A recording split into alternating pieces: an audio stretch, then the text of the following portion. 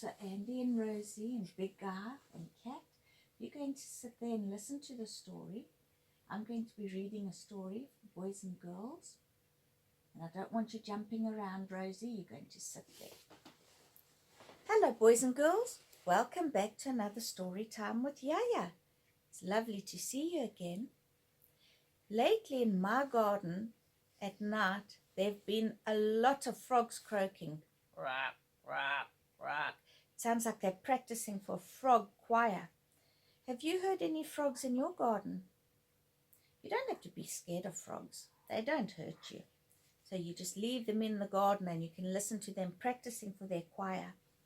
Today's book is called Hello, Great Big Bullfrog, and the author is Colin West. The write up on the back. When the great big bullfrog meets a lot of greater, bigger animals, he doesn't feel so great and big anymore. Now we're going to see what happens in the story. Let's have a look here. There's a bullfrog sitting among all the beautiful flowers. There he looks happy, so let's see what happens. Hello, great big bullfrog. Hello, I'm a great big bullfrog, said the great big bullfrog. Hello, great big bullfrog. Guess who I am? Who do you think that is? I'm a great big rat, said the great big rat to the great big bullfrog. Doesn't look so big anymore, does he? The rat's bigger. Hello, great big rat. Guess who I am? I wonder who that can be.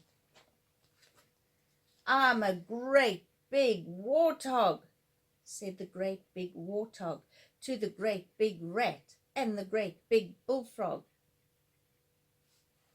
They are big, down to the great big bullfrog. Hello, great big warthog. Guess who I am? I'm a great big tiger, said the great big tiger to the great big warthog and the great big rat and the great big bullfrog. Hello, great big tiger. Guess who I am? Oh, I wonder who that is. I'm a great big bear, said the great big bear to the great big tiger and the great big warthog and the great big rat and the great big bullfrog. Let's have a great big hullabaloo. A hullabaloo is a party, dancing, lots of fun. But the great big bullfrog didn't want a great big hullabaloo. They're all having a lovely time dancing. The bullfrog sitting down there, he doesn't look very happy. He didn't feel so great and big anymore. He felt a tiddly little bullfrog. Goodbye, everybody, said the not so great big bullfrog. But suddenly, hello, great big bullfrog. Guess who I am? That is somebody bigger than a bear. What do you think? I'm a great big bumblebee, said the great big bumblebee. And I'm a great big bullfrog, said the great big bullfrog. A great, great, great big bullfrog. Now he's happy again because he's bigger than the great big bumblebee. And there hopped away the great big bullfrog. He was happy again because he wasn't the smallest. There he is. He looks very happy.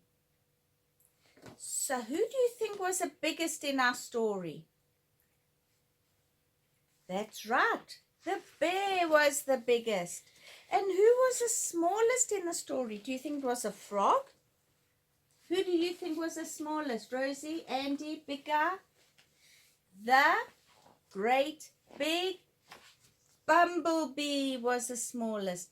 And the bumblebee made the great big bullfrog feel like a great big bullfrog again. I'm sure that if the bumblebee had turned up earlier, he would have joined in the great big hullabaloo and danced around like all of his friends. That was a nice story.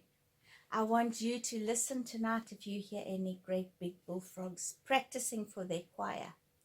Maybe they'll sing a nice or croak a nice song for you to sing. I'm going to listen to the bullfrogs in my garden tonight, and they will listen to the frogs too. All right, I'll see you next time. Please join me again next time, boys and girls. See you. Bye. Ribbit, ribbit, ribbit.